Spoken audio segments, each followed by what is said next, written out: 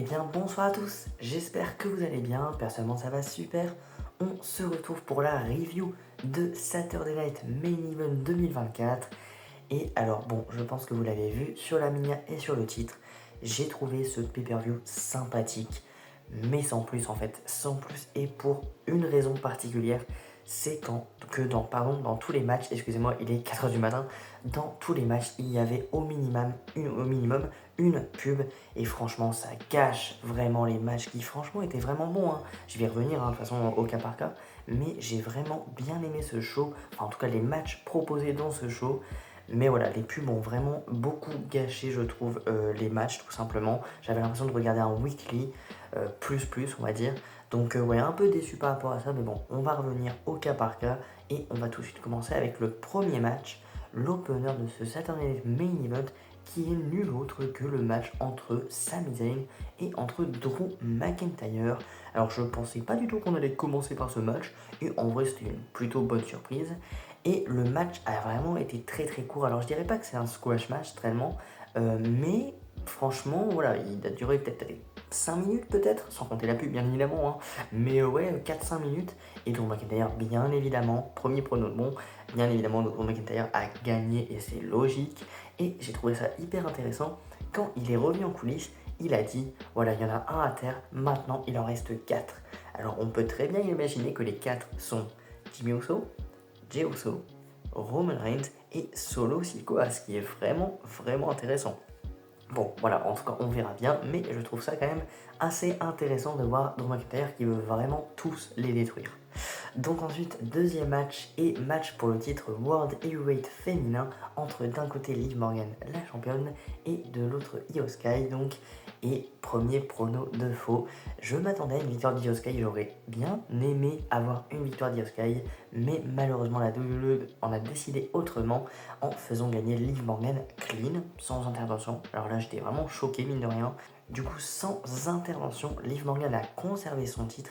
Là encore, la pub a gâché le match qui franchement a très très bien démarré, hein, vraiment, mais la pub a vraiment gâché le rythme, a vraiment cassé le rythme, et bon, c'était un peu dur de s'y remettre dedans, sachant qu'en plus ça allait très très vite par la suite, donc ouais, c'était bien mais sans plus. Ensuite, troisième match donc entre du coup d'un côté Finn Balor,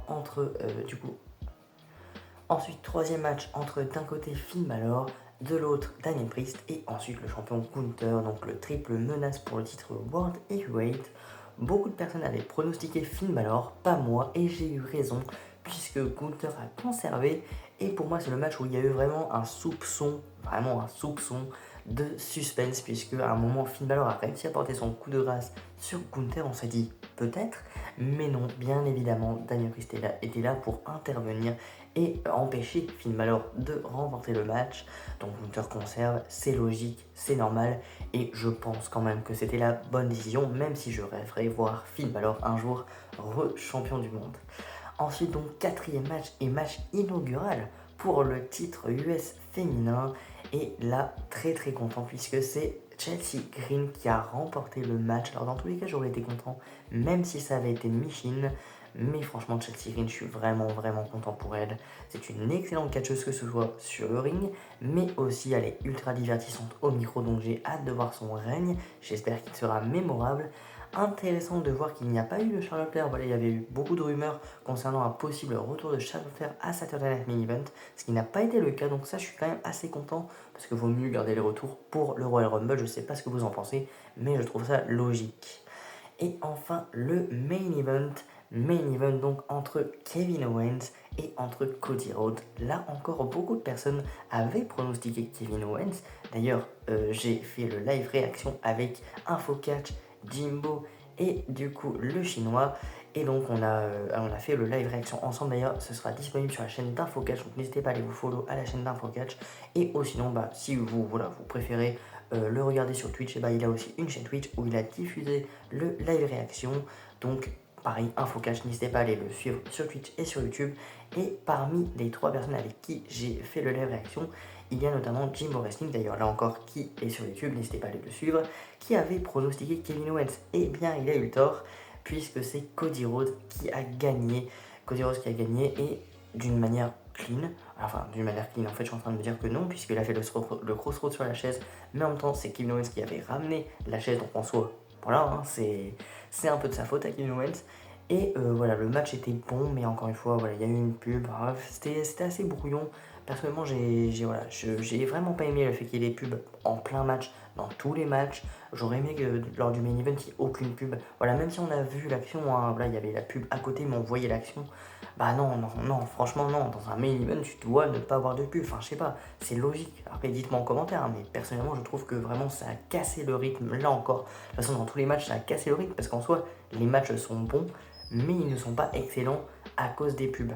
Donc bon, c'est comme ça. Après voilà, c'est comme ça, hein, c'est la WWE, c'est Saturday Night Main Event, hein, c'est pas un vrai pay-per-view, donc bon, on va pas non plus s'en plaindre tout le temps, mais bon, c'est comme ça. Je pense que le 20, du coup, je crois que c'est le 20 janvier lors du prochain Saturday Night Main Event, je pense que je ne le ferai pas en live. Voilà, parce que là, je pensais que ça allait être comme un pay-per-view, mais finalement non. Bon, maintenant c'est ma faute, j'aurais pas dû me hyper le fait que ce soit un pay-per-view. En tout cas, voilà, dites-moi ce que vous avez pensé de ce show, de ce pay-per-view, dites-moi ce que vous avez pensé de ce main event. Moi, j'ai été un peu déçu de voir voilà, cette victoire assez simple, je trouve, de Cody Rhodes. À voir, hein, de toute façon, à voir la suite. Intéressant de voir aussi qu'il y avait la Big Eagle Belt, il me semble qu'elle s'appelait comme ça. Voilà, une ceinture du passé. De toute façon, ce show était dédié un peu au passé et c'était quand même assez intéressant, assez bien de toute façon. Alors, c'était nostalgique, excusez-moi, j'ai du mal à parler, assez nostalgique. Et voilà, c'était plutôt sympathique, mais voilà, ça ne va pas plus loin. C'était un show sympathique, je vais même pas dire pay-per-view, non. C'était un show sympathique, mais sans plus. Donc voilà, en tout cas, dites-moi votre avis sur le show en commentaire. Nous, on se retrouve pour du très très lourd. Je pense que c'était la dernière vidéo de 2024. Peut-être qu'il y aura un bilan de l'année à voir. Mais par contre, pour 2025, je prévois du très très très très lourd. Les mois de janvier, février, mars, avril vont être vraiment chargés en vidéos. Vous qui avez l'habitude de voir 2 vidéos par mois en moyenne, là, il y en aura au minimum 5 ou 6, si ce n'est plus, par mois. Donc ça va être très très bien pour la chaîne. En tout cas, voilà, n'hésitez pas à vous abonner. Et nous, on se retrouve pour une prochaine vidéo. Ciao, ciao!